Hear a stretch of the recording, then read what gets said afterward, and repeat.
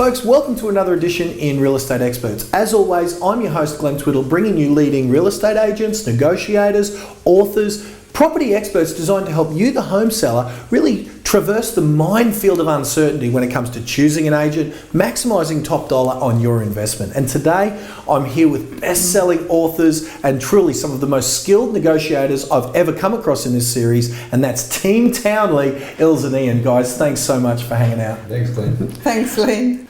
So, question one that I've really got for you is, not everyone's got such an easy choice. I know that people who live in your area have got an easy choice, right? They just call you. But how would a home seller who doesn't have such an obvious choice in their area, what sort of criteria should we use to be picking the Townley team of, say, imagine there's a seller up in Cairns. How do we find the Ils Townley, the Ian Townley of Cairns? What sort of criteria should we be on the lookout for? Well, Glenn, the first thing I would suggest is that if you are looking to engage an agent in selling your property, make a short list and go to the open homes. Right. Really look at how the agent presents the home, how they interact with you as a buyer, secret buyer. Yeah, okay. And most importantly, how they actually follow up afterwards. Okay. If there is any follow-up, which I find is sometimes not happening. Wow. Ian, with regards to what Ils just said about presentation, what specifically, if I go and do what Ils is saying, which is a great piece of advice for our viewer, we have a look at an agent, we sort of pretend to be a secret shopper. Tell me about what sort of things we should be looking for with regards to the presentation of a home from an agent that truly can maximise top dollar for a home seller. Well, I think firstly, Glenn, is don't keep it a secret. If you don't have an A board out the front or a flag, people can quite easily drive past the property and not even know there is an open home line. The next thing that I think is really important is that there is a very warm welcome at the front door. People feel like they're coming home to view the property. Obviously, we like to take names and numbers of people coming through, more for our follow-up afterwards. Then the most important thing is that they are not just left alone in the home, that there is interaction with them. We obviously give them a very high-quality brochure so that they have all the lists of facilities in the home, the benefits of the home, but we like to interact with them as well in what they do like about the home, or if they've got a negative, we like to hear that as well. Yeah. Ils, Ian mentioned we. Is that saying that you guys always do it with having a team of people there, at least two? Because most agents, there's only one guy there handing out a brochure saying, have a look. It's always the two of you? There's always two of us, and I think that works really well because one for security for the seller and the other one for interaction. And, you know, some people will react better to a female and others really react better to Ian. So we cover all the bases there. So if there's a nice shed out there, then obviously Ian's going to interact with the blokes a bit more. And I will be doing the kitchen, kind of bathroom, what the women like. Yeah. But always two, minimum two. Yeah. Wow, Yes. okay, cool. And Ils, you mentioned before follow-up. Tell me, is it sort of, hopefully not too stalkerish that there's two of you there at the open home? You guys are doing it in a really friendly way. And that's, again, for our viewer, they should be looking, tell me what they should be looking for. Are you hanging off each buyer? Tell me about how that kind of should feel to the home buyer. We don't actually follow them around and crowd their space. We let them walk freely through the home and really absorb all the good features. So Ian is normally in the kitchen area, which is usually the centre of the home. And we give these beautiful A3 professionally printed brochures as well, with all the attributes on there. So, there could be a talking point there in the kitchen. And so, Ian, and again, you mentioned follow-up before. So again, we're not stalkers in the home. We're very nicely leaving people with their space, but still being with them to be there for answering any questions. Exactly. Tell me about the follow-up moving forward from that. What should we expect after we leave? Because I understand that you guys have found some really unique and different ways that some agents don't follow up at all, or some agents feel like they're just stalking you. Where's the happy medium that you guys would recommend that we should be looking for? Yeah, it is a delicate balance, I agree. Following the open home in the afternoon, we will always SMS the clients and thank them for coming. Right. We like to usually, if we have a large crowd in an open home, we like to give out intent to purchase forms, an offer form. So we will again remind them in that SMS in the afternoon, did you get a copy of the offer form? And if not, can we send you one? So please SMS your email address to us. Following that, on Sunday morning, we will send an electronic version of the brochure through to them again, reminding them about the features of the property, and again asking if they didn't get an offer form, can we send one through to you? And then by Monday, we will physically be on the phone contacting them and talking to them. Now that assumes, Glenn, that we haven't had an offer on the property before that. Yeah. And Ilse, I met a couple of your sellers over the last period of time. And you got to tell me about the stories that these guys are telling me. You know, what Ian is saying about, assuming we haven't got a property. Tell us about a couple of those case studies where literally 10 times the amount of people that would normally come to another agent's open home are coming to yours. Tell us how that's possible and give us a snapshot of what that's looking like on open day. Open day can be quite crazy. It doesn't really matter what sort of price range you're talking. It is how good your marketing is. Your strategy is everything. So when we have a lot of people coming to the open home, it's not that they stand and wait in queues, but unfortunately it has happened. You've had a hundreds few of times. people. Hundreds of people at your open. Absolutely. Wow. We've even had people suggest that we get traffic police involved because we are causing such a disturbance. The Townley team opens, causes traffic jams. It does. Wow. It causes especially if you're looking at places like Algester, Sunnybank Hills, even in Parkinson. So we did take that on board, but at this stage, well, it does create a lot of offers, and part of that strategy is how we get the people there. And that is direct mail. There's a whole list of different things that we do, but we do also invite, say, 100 homes around the property, and the buyers that are there don't necessarily know that is the neighbour, but it builds the crowd. And the crowd builds the environment of competition, and that's how we do it. We get multiple offers on every home. Wow, I love it. And that's why we get experts like yourself in on this show, is so that the home sellers out there can truly know. Because you guys aren't the norm, are you? Not all agents are creating this sort of craziness and excitement wrapped around their sellers and their clients' properties, are they? No, I think ours is a little bit unusual compared to what's happening out in the market. Yeah. It's just marketing strategy, that's all it is. Cool.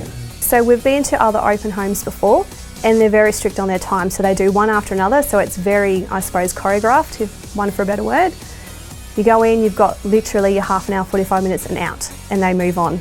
And I know specifically with my grandmother's house, because there was such a large number of people through the home, I know she took that extra effort to ensure that she accommodated all those people. She gave it her absolute best shot at achieving the best results. Ian, is there anything else that you'd say would be a benchmark or a guide so that we know, other than, so we've secret shopped, we've had a look at what the agents are doing and what they're not doing. So we've got a bit of a feel as to who the guns are. But if that's not enough, is there anywhere else we can go to kind of figure out who is walking their talk versus who's talking it? Yes, there's independent sites out there that a potential seller can go to, and they can look at how that agent ranks. Like a website? Like a website. Yeah, okay. Rate My Agent is a very popular one. Rate My Agents, that's ratemyagent.com.au. Yes. Okay. It will show the performance of the agent, their standing in the community. More importantly, it has a lot of testimonials from people who have bought and or sold through them. Right. So it's not, as an agent would say to you, I'm great, it's what other people say about you. Well, it's almost like that's becoming there's a lot of those sites. There's those sites for restaurants and Google reviews. Yeah. It's like a real estate agent version of those, isn't it? Yes, correct. Yeah, okay. And the agents cannot upload anything themselves. Nice. So very, very cleverly done. So the information there is very correct. Wow, great. Okay, excellent. Well, that's a great tip. It is. Worth the price of admission alone, that one. Very good. So, Els, my next question is really for yourself, is because you mentioned this in your amazing book called Move, which is really on the subject of maximising top dollar, like this interview. Exactly. Great work, and I'm going to get cheeky and hit you up for a copy of that for our viewers a bit later. So stay tuned. I might get you a free book just yet. But Els, tell me about that. You mentioned in that book that one of the things is like such a common mistake that you devote a substantial amount of time in your book to show me. I believe you call it buying the listing. Tell me about that and why it's such a problem for a home seller. In my point of view, buying a listing would be when an agent goes in, say you're interviewing as a seller, you're interviewing 2 or 3 or 4 agents, and one of them are quite a lot higher than the others. It means that they are trying to give you false hope that you're going to get a lot more dollars than what you might be getting in the marketplace, and then list with that agent because he made you that promise. But the inherent problem there is that once you go to market, you might miss the 2-week window of opportunity where all the buyers have been looking for 6 months or 8 months. They're all ready to go, but you are outpriced in the market. So you're going to miss that window. So after 2 weeks, they come and they try and beat you down on price. But you've lost that momentum in getting top dollar. It's really important that you do your own research and look at comparable properties to yours before you actually decide on a listing price, and not some empty promise an agent's made you, well, I'll get you 30,000 more than anybody else. But Ilse, my question of you would be, because I met a couple of your sellers just now, and they were saying that you got them $70,000 more, or one of your sellers said that you got them $100,000 more than the nearest agent ever hoped you could dream to get. So what if someone is like yourself and is actually telling the truth that you can get $100,000 more, because those people were telling me exactly that? How do you differentiate between someone who can do it and someone who's just buying the listing as you describe?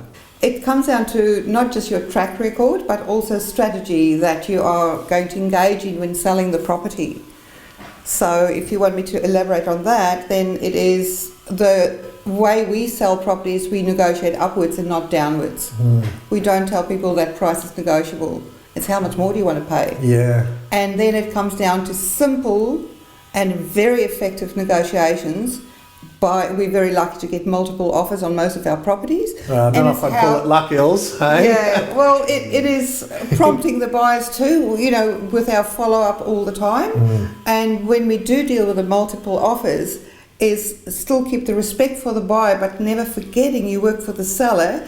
And I will go until there's no more dollar, until the buyer there's nothing, and then I say, okay, put that in writing, because you might miss out. Then they'll give me a little bit more, Wow, and I tell you, I met some of your sellers who told me those exact stories. Really? I love it. So good, and testament to your skills. Thank you. We actually did have other agents just come and have a quick look and see what they felt about the property, and what they told us was the house was only worth about $680. You would never go more than 700, that's ridiculous, and things like that. And to us, we felt a little negative towards those agents because we're not getting the support we would expect from someone that's representing us in selling the house, and also we weren't getting any specific pointers on how could we actually improve our property to make it a better sell. So what it was in the for us was basically guide us in the right direction, try to fulfill what we were asking, and through renovation, not very costly either. They gave us really good pointers on how we should go about it. We came under budget because the renovation, originally we budgeted for about $25,000 to do the renovation. Ended up only costing us $16,000. But in the $16,000, had we gone with the $680,000 price range, that $16,000 spent was well worth it, because now my parents have retired and the extra money, and this is $100,000 more than what the other agents were suggesting. It has totally transformed my parents' life. They're living a very comfortable retirement life, and it's very, very happy to see my parents being so relieved and being able to go and see the world and still be in touch with Ilse and Ian. They still to this day say, oh, how's Ilse and Ian doing? And they were so good to us. So Ian, what other traps are there like that one that sellers kind of need to be wary of? Yeah, empty promises is one we come across a lot, as in, sign with me now. I've got buyers literally sitting in the car waiting to sign a contract. Well, Glenn, we've all got buyers. The bottom line is that a buyer finds the home. They don't find the agent. It's as simple as that. So, and are you finding agent, is that a promise, I suppose, that's winning over sellers? Are sellers kind of believing that? And is that costing them any money to believe the agent that sort of makes that empty promise that may not be the best buyer? Yeah, definitely. Most definitely it can cost them thousands. If they Let's, for example, say that the agent brings the buyer in and they sign a contract within a space of 1 or 2 days. It may not be the price they would have got had they have gone to market with a solid marketing campaign behind that, had open homes and invited more buyers in who obviously create that spirit of competition and drive the price. So you're not doing yourself a service. Yeah. And though, Ilse, I mean, based on that, you've certainly, I've heard of some of your sales where they sell at the first open home, but you always make sure the whole market's there at that time. Yeah? Absolutely. Yes. It's a whole build-up for that first open home. Yep. It's contacting the database, the neighbours, doing your marketing. Everything's got to be exactly in place 5 days before you actually open the home to the public and to the buyers. It's crucial and it works fantastic. So Ilse, is there anything that you'd say, you know, these sellers, we only do this once every 5 years. You guys do it day in, day out. Absolutely. What other traps are there for young players that we need to be aware of? Well, the only one I can think of is sometimes if an agent tells you, look, we've got 55 agents that's going to help sell the property, you know, you might hear those kind of questions, but they really need to stack it up. That's when you need to actually go to the open homes and see how many buyers there are. Right. And see if they've got 55 agents, shouldn't they at least have one buyer per? Yeah, And so like you guys, there should be hundreds of agents, hundreds of buyers there, like you're right. famous for. Exactly right. So yeah, just have a think about that one when you do interview agents as well. Right. So just a promise of a number of agents is not a criteria. We want to see what that results in. Yeah. Yeah, I was going to say the reality is that most agents work on their own listings. So if they go in and they engage into an agreement with the seller, they will work 100% on that property. If you've got another 40 or 50 people in the office who are not part of that agreement with the seller, the chances are they're going to be working on their own listings. They're not going to be too worried about this listing. Yeah, so it sounds like it's kind of maybe a way to get you to sign up on a listing, Correct. but it may not generate in that crazy buyer frenzy that you guys are famous for creating. Correct. Yeah. But at the same time, we also have our CRM system, which is our client-based system that we have. And after each Saturday open homes, our whole group put our buyers in there. And then you can go buyer match and print a report. So we do have buyers for each other's properties as well. So it's not just me and Ian working on one specific. We do share our buyers around. And as you know, we've got 55 salespeople for franchises. So we have a lot of buyers. But what I'm trying to say is that most agents will work on the property they've listed. I think the big takeaway for our viewer is make sure that whatever the promises are made, make sure it results in action at the end of the day. So I love your advice about really secret shopping our agents to see if they're walking their talk rather than just talking it. Exactly. Yeah, definitely. So, well, that leads to, I suppose, the next question, which is with regards to marketing. You guys are renowned. You guys have students where you're teaching how to do this. You're teaching other agents to market properties in the way that you guys do that results in these flurries of buyers. So tell us a little bit about the importance of marketing and what sort of marketing we should be on the lookout for that would identify a real superstar agent that can get top dollar for our property, that can get these multiple offers that you're talking about. What's good marketing and what's not? Well, I guess it's where people nowadays look to buy properties. Number one, Glenn, the internet has become the vehicle. Anybody that's looking for a home is going to the internet. So we make sure that we've got a constant and a high quality presence on the internet of a property where people can go and look at the features of the property. They can look at interactive floor plans of the property. Quite often we will do a video on the property where they can get not just an idea of the features of the property but also the environment, the local area, facilities, etc. The internet is critical to marketing the property. 87% of inquiries in our office in this last 6 months have come from internet. So Ian just mentioned video. Tell us about how video has impacted buyers and the way, are they more ready to make offers because they've seen, I suppose, a really good snapshot of the video online? Tell me how video has changed the face of real estate. Absolutely. Video has become quite popular. Ian and myself, we love to do the videos. And when we say videos, we are not talking about a slideshow of photos with some voiceover or music over. We act in it, so we're making a mini commercial. The ones that actually work the best for us is the ones where we involve the sellers, where they can talk, say something heartfelt, well, I've loved living here because the park's down there, my kids grew up there. Video for me is selling or triggering the emotion in the buyer, because you're selling a lifestyle to them and a dream. Photos on the internet are great, but they're not emotional. People might fall in love with it, but then if you see the video after that, you've made up your mind. I remember 2 properties we've sold where the buyer came in and said, I love the video and we're buying the house because of the park. So Nice, yeah. it's the lifestyle that I think is really important, showing that, you know. Cool. Yeah, just adding to that, Glenn, too, when we started taking quality pictures, well, it's the old adage, you know, a picture paints 1,000 words, but video has taken that a quantum leap. We're now talking about hundreds of thousands of words because we are capturing the emotion in that video. Yeah. Exactly. Cool, excellent. Well, no surprise why you've got so many. You know, I love the stories of you having traffic jams at the front of your open houses. That's so Yeah. cool. Wish I had a camera that day. Yeah, that's right.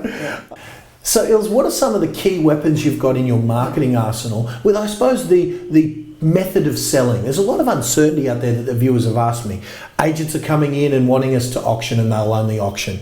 Some agents are saying auction's horrible. You know, what's your take? What's your weaponry with regards to getting those incredible prices that you're notorious for getting?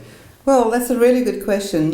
With auctions, it is great because it does have, it's a cash unconditional offer on the day with a good 10% deposit with no cooling off period. But there's also some concern on doing auctions, and believe me, I've done many successful auctions. I just feel in this market I get better results and higher dollars over the reserve that we set, because some of the buyers who are not qualified to bid at auction will not be there. So they'll just skip the property. They'll skip it altogether. Wow. So they might not have the 10% ready on the day, but they might have 5%, and therefore some of their money is tied up in stock or fixed deposits, and they will just skip the auction. So I've found that when I've got like $50,000-$60,000 over asking price, and I've had say 12, 13 offers, that some of the highest offers, people had 3 or 5% deposit, and never have any of those contracts crashed on me. What you've got to really vet your buyer so that you know that whichever one you choose at the end of the day is going to stack up on their finance as well. Does that answer your question? Yeah, it does, yeah. So, Ian, Ilse sounds like she's a bit of an assassin with this negotiator, a bit of a smiling assassin. Yes. Would that be a fair comment? And what have you observed from Ilse and even yourself with regards to negotiating through this unique system you guys have got, where you do it privately, but you still get results even above the asking price? Tell us a little bit about the process. Well, the process of offers over, it's definitely worked for us in the last year. All of our homes that we sold, with the exception of one, were sold over the asking price. Wow. Yeah. I mean, no, I can't think of another agent that could make that claim. So we've definitely got the right experts here on real estate experts. And but does Ilse use her, I suppose, the fact that she's so nice as one of the weapons in her negotiating arsenal? Definitely. Definitely. She keeps me in touch. Yes. No, she is a fine negotiator. I've watched her from afar sometimes negotiating with buyers, and usually not just one buyer but multiple buyers. She'll get the last cent out of their pocket. There is no question of that, Glenn. Wow. So we want Ilse to be on our side, or you guys as a team to be on our side to sell. Yeah. Actually, tell me, I met a few of your buyers and they had a very, a rare insight into how you act as a buyer versus a seller. Tell us about how you treat your buyers versus your sellers, because you have buyers still loving you even though they're paying top dollar. Absolutely. I think it's very important to understand your buyer demographics At the moment, there's a lot of Asian buyers coming into our areas. One of the buyers I met from you was a young Asian man, yeah? Correct. And not only understand the culture, but you've got to have respect for the buyer. I know that we're working for the seller, and my mind is never off that I'll be as nice as pie to get the last dollar out of a buyer's pocket for the seller. But there's a certain amount of respect to the buyer and the seller. So I will never put the one against the other. For instance, saying the buyer won't come up. I'll say, I believe the buyer is offering a fair price now, but I'm going to go back once more. And often the seller will say, no, we're happy with that. You know, we'll sign. I'll say, may I have one more chance? I just want to go back once more until that buyer says that's enough. I find normally it's about 6 times. By the 6th time, the buyer's like, that's enough, there's no more. Are you sure? Yes, I'm sure. Yeah, wow. And so that leads me to, I suppose, the next question, and it's with regards to marketing and with regards to an agent's fee. See, there's some agents that'll charge next to no money. They'll be working basically for free and they'll pay for the marketing. Versus there are some agents that are, it sounds like you're paying them a year's wages plus another $20,000 on marketing, and everywhere in between. Now, I know you guys aren't, the most expensive in the game, nor are you giving it away. You guys are charging a fair and reasonable fee. But how does a seller out there know whether they're paying too much, too little, or the case may be? Give us your take on, I suppose, the costs involved with transacting on a property. What would you say to that? Yes, that's an interesting one. As you know, Glenn, commission was deregulated in Queensland as of last December. So as to what is now the industry norm for commission is very hard to say. We've heard, obviously, stories about what our competitors are charging versus what we charge. We really haven't deviated at all from what was in place before the deregulation. Our marketing costs, we're very transparent when we talk to our sellers. We give them a complete breakdown of what those costs are. In a lot of the cases, we will help the seller by carrying that cost for them for part of the term of sale. Yep. But then again, our property sells so quickly, it's never really been an issue. Excellent. And so, Ilse, I've heard, even Ian just mentioned there's sometimes some cost involved, but speaking with your sellers, they are sitting there saying it was the best investment they've ever made. I suppose give us your take on that. When an investment in some marketing, what someone should be expecting as a return on that investment. Well, again, I think with investing into the marketing of your own property, that you should see it as this investment as part of my profit, not part of my cost. Because that investment will get you the over asking price that we seem to get all the time. Every listing. So my goal is always, when I say to the sellers, look, I know the marketing is going to be X amount, let's throw a figure out there for today's purpose. The marketing is going to be $1,400, $1,500, and I really want the buyer to pay for that, not the seller. So when it comes to final negotiation, I've got that in my mind, like they've paid $2,000 for this marketing. That's why you go back and get that extra $2,000. That's why I go back and I'll say, look, I got your marketing back plus extra. Yeah. Wow. So that is my goal when I negotiate. I always try and get that money or that investment back, so it becomes part of profit and not cost. Okay. And the other thing is too, if you think about us selling over asking price, all our properties bar one in the last year, I know we've got 70 and 50, but let's say our average is $15,000 over asking. Our commission is almost the same. Yeah. In our farm. Yep. So are we really the most expensive, or are we the You're cheapest? free. Yeah, you're free. Yeah, absolutely. Your sellers would say that you're paying for yourself. So really, Ilse, I know there's lots of ways to skin the cat, but you really are suggesting that this unique method that you guys have got saying is probably the way to go, at least in your area. So is there anything you'd add, I suppose, to that discussion? Oh, absolutely. In our area is working really well. For instance, if you go to auction, which is a great method of sale, but what if it doesn't sell under the hammer on the day? And at the moment, it's about a 3% selling under the hammer. 3%? Yes, so it's not very high. Auctions, it can sell before or after, but then it becomes a private treaty with a price that we are doing anyway without the price tag. My concern is if your property does not sell on the day of auction under the hammer, So my concern is the buyers are only going to remember what the property got passed in at. And that's always going to be lower than what the reserve was, otherwise it would have sold, correct? So to close that gap from the buyer is a lot more hard work, because you've got to say to him, well, you need to come up to where the seller is. And he was like, well, nobody else wanted to pay that much. So it's a little bit of a risk there. In a market that's quite buoyant, in a seller's market like today, I think private treaty with a price, and our reserve is transparent, so it's offers over, how far can we go up, is a better method, in my humble opinion. Yeah, I love that you guys are working to get those buyers up, rather than I've seen a lot of other agents working to get sellers down to meet whatever that happens to be. To meet the market, exactly. Yeah. Cool. So say I've come and seen you at an open house, or I've come and seen all my agents at an open house, and so I've followed your instruction there, and now I've shortlisted it to, say, 2 or 3 agents that I'm going to call in and actually interview. What should I be on the lookout for at an appraisal that kind of differentiates the Team Townley from, you know, a normal run-of-the-mill agent? You know, Ian, what would you say? Well, I think number one is you've got to know your buyer. You've got to know the buyer demographic for your area. No point in just throwing a dart at the wall and saying, well, I think our buyer will come from there and I think this is what they want. We study our buyers. We know the breakdown of our area and we study what our buyers want. If we think there are mismatches in that house, then we know it's going to be more difficult to get that type of buyer into the house. So you're talking about staging and renovating, that sort of advice? Yes, yes, correct. As far as the walkthrough is concerned in the home, Ilse and I always go through with an eye to small things, cosmetic things that could be improved, because it's the sort of thing that a buyer's going to pick up as they walk through. We've, through experience now, learned to pick out those things. It might be cracks in the wall, it might be perhaps it's too cluttered, it might be that the colour of a particular wall is wrong.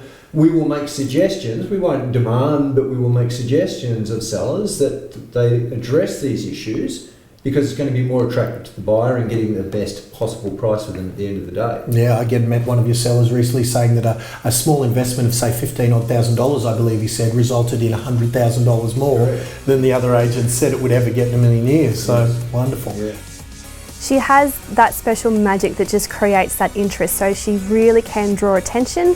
She gets the people in and she, I suppose, makes them feel really comfortable with the home, plays on the most important aspects of the home and really gets the people wanting to purchase. So the same thing again, so she is true to her word that all offers go to the owner on a Monday night.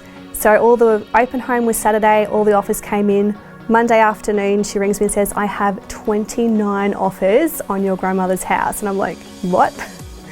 She's like, yes. So I think Tuesday she came around with the offers and we went through them all and it was just unbelievable. So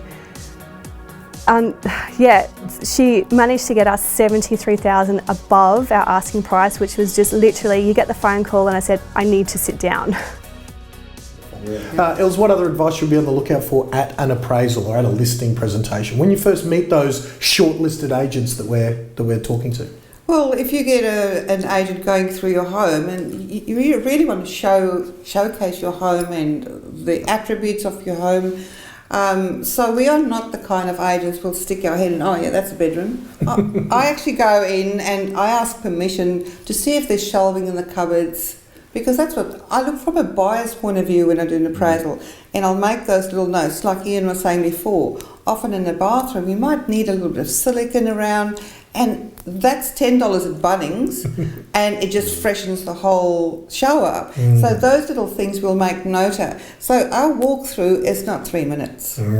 We spend time and we write down things, and at the time we might speak to the seller, and often they'll ask the question, well, is there anything that we need to change? Well, I've got the list. Can we go through them? But you're not overcapitalising, are you? You're making sure that the money is spent. $10 might result in $10,000, but you don't want $20,000 to result in nothing. And the thing is, if they're not in a position, and you do get that, people are not in a position to spend any money or don't want to spend any money for whatever personal reasons, that's fine too. Just as long as we make them aware that this is possibly going to be an issue with a buyer or with a building and pest inspection. And if we can eliminate as many of those as we can, there will be no renegotiation after we've entered into a contract. We want to keep that high price that we've got for them. Nice. Awesome, Mills. Thanks. I mean, Ian, anything to add to that? Well, I just think one last thing in terms of doing an appraisal, Glenn, is that you need to give they've invited you in because they want to know what they think they can get for their house on the market and what they think we can sell it for. So it's really important that you give them a price guide or a price indication before you leave, rather than we'll get back to you or we're not quite sure. That to me, any agent that says that to you doesn't know it. We're talking amateur hour, are we? Yes, yes. Excellent. Well, guys, it would be remiss of me not to do this, so I'm going to ask. Ilse, your amazing book, Move, Getting Property Sold for Top Dollar. Wonderful stuff. It really goes into some more detail on many of the strategies we've talked here today. Could I hit you up for a copy for our viewers? Okay, of course you can. Yeah, I'd love to. Yeah. Well, I'll just get a URL popped up on the screen, a little website for them to go and grab a copy, because I know you're selling it on Amazon. It's doing great. So, guys, if you want to go buy it, please feel free. But if you do want to go to that website right there, Ilse will get you a copy of it. And thank you so much, because I know it'll really help a whole lot of other people. The same way you guys help your clients, well, all around the country, they can get the benefit of that as well. So, guys, that's another episode of Real Estate Experts in the Can. Wow, how good was that as far as your ability to get top dollar for your property? So I really trust you avail yourself of those resources the guys have offered. Heed their advice, secret shop those agents you're choosing. And until I see you next time, guys, Glenn Twiddle signing off for Ian Townley and Ian Townley. Bye for now.